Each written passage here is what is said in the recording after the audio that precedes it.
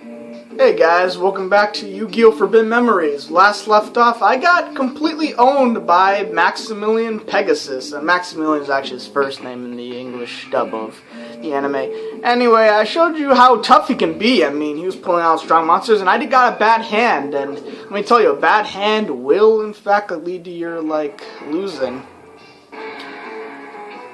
So let's try this again. This time, we'll win. I hope.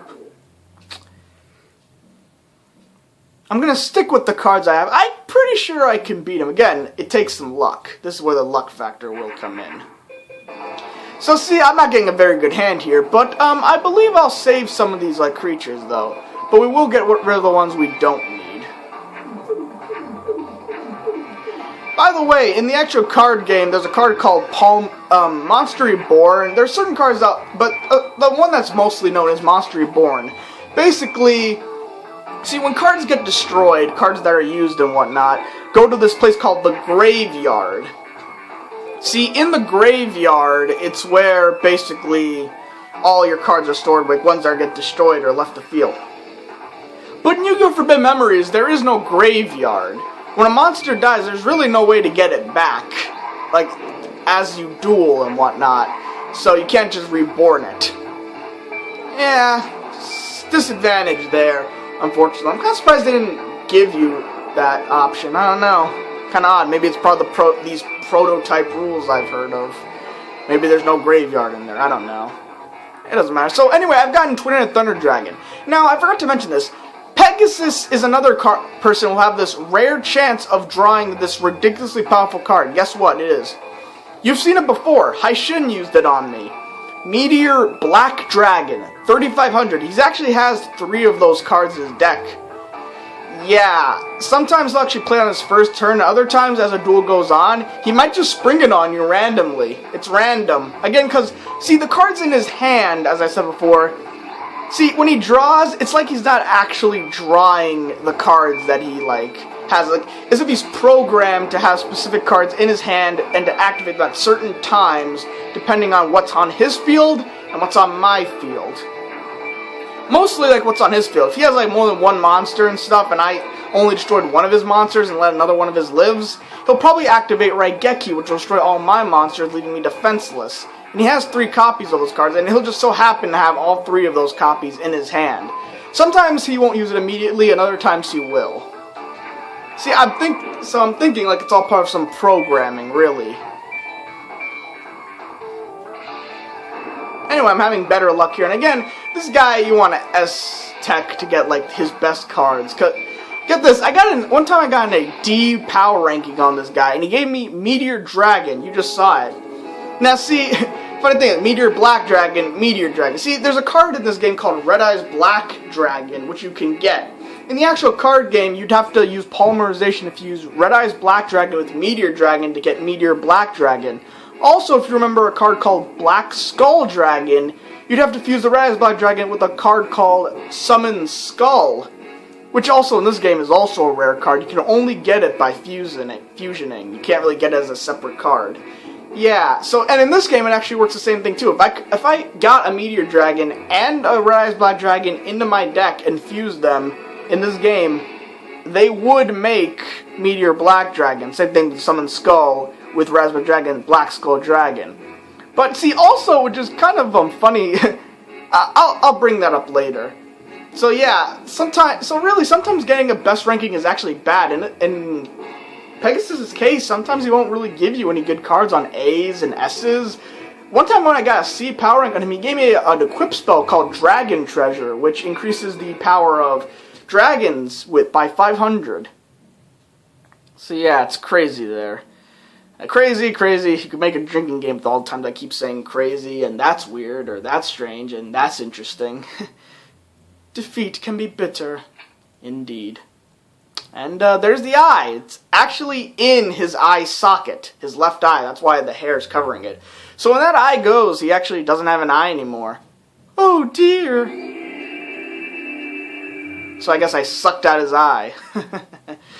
Just like in the anime. Well, in the anime, you actually got it ripped out of him by Yami Bakura. But, you know, watch the show to see it. I don't believe it. My Millennium Eye. One more duel, Yugi, and then it's the final battle. What do you want to do? Let's continue on. We're going to be in the semi-final match. Semi-final match. Yugi versus Isis. Oh, hello there. It's my pleasure to face you in battle, Yugi. But only one will walk away victorious. Me! Now, here's an interesting bit of trivia here.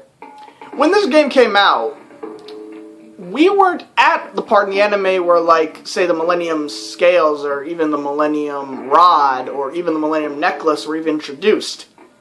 And see, the character Millennium Necklace, that is the character that actually does have the Millennium Necklace in the show, but in the shows, like, airing in America, we weren't at that part. Maybe we were in the Japanese version, maybe there was a manga and we were there, maybe.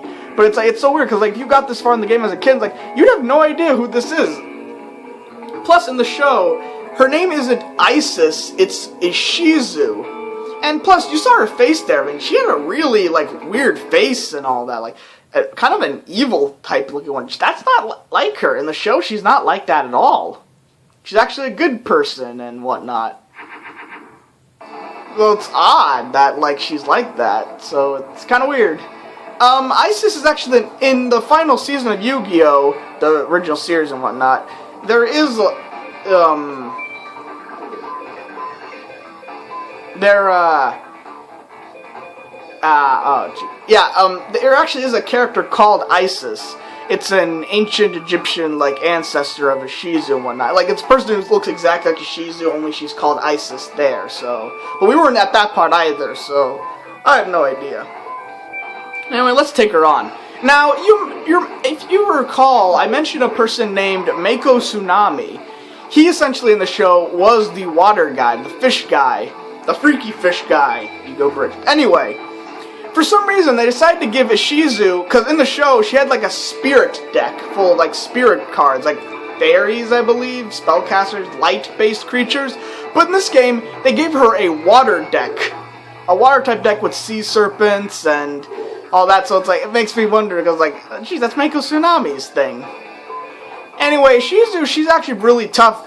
The best card to use against her is Meteor Black Dragon, because as I said before, water monsters favor the Neptune symbol, and most of the water creatures will have Neptune as their first option. Since the AI always chooses the first option, you're more than likely going to keep seeing the Neptune, so you want Pluto creatures. And again, Twin-Headed Thunder Dragon is probably your best, like, friend to be using against this, like, character. She also has the Yumi spell card, which, as I've shown before, because I had it, it gives all water-type creatures a 500-point boost. So all sea serpents, all water types, and all fire machine types go down by 500 points. Yeah, there it is right there. So if I activated it, she would get the power boost. I don't want that. That card face down. But anyway, Ishizu has a rare chance also of using not the Meteor Black Dragon, but the Black Skull Dragon. Yeah, 3200. Sometimes she'll use it, but sometimes she won't. I think I haven't really dueled her all that much, so I don't really know, like, what are the odds of that happening. But I don't think they're that high. Anyway, see, her Millennium Necklace, unlike Pegasus, it doesn't really factor into the fight. If I played a monster face down in defense mode, there's a good chance that she wouldn't attack. Also, here's something I'd like to mention. If you have a monster in defense mode that actually has greater attack defense points than an opponent's monster's attack points, get this. The AI will switch their strong monster into defense mode. Yeah, you heard me right. They'll actually, if I had like a 3,000 defense point monster, she would switch both these cards into defense, well, if she didn't choose to attack, because she can still attack, but once she figures it out, she'll switch all her monsters into defense mode. And thus, you can also exploit that. You could try and get lucky with that, and then you can just destroy a strong monster if you've got the cards to do it from. Again, it's another thing you can exploit the AI on to, like, better your odds. It's weird. Anyway, I don't want her to get up too many strong cards, so we're gonna, like, use Raigeki. Hopefully we get a Thunder Monster, and then I can just fuse Twin-Headed Thunder Dragon next turn, but who knows. But see, again, here's the example of like how this game can like mess you up. I just used a spell card. I was open to attack. See how those two cards were highlighted? That means that they are not going to activate automatically, but who knows what they are. It could be anything, really. So we'll just get rid of cards, and we'll just... oh. Well, I got a Fiend... well, I got a Fire Monster with a Zombie alone. See, look at that, though. I fused, and this is all I got. Like, really? I mean, I guess if you want to do it like combination fusioning, that would help, but in this case, not really. I'll just attack her for whatever. And since, you know, Neptune, I clearly don't want to go Mars, so I'll go the opposite one. Ooh, Catapult Turtle. 1,000 attack points, 2,000 defense points.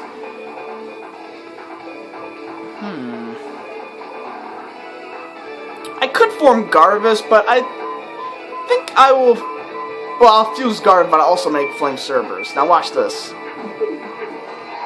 But Garvis is considered a beast, so combine with fire.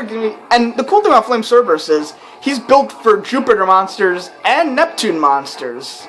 It's actually nice. It's kind of lucky that it is, but that's just actually happened. I know this, but it's like, you know, it's a good thing Flame Cerberus has this like thing. Who knows? Maybe the developers had some thought onto certain monsters having certain things and stuff. Now, when the opponent will activate face-down cards, maybe if they have a monster remaining on the field or not. See, again, that's where the AI is kind of dumb in that regard. Anyway, let's get another Flame Cerberus, shall we?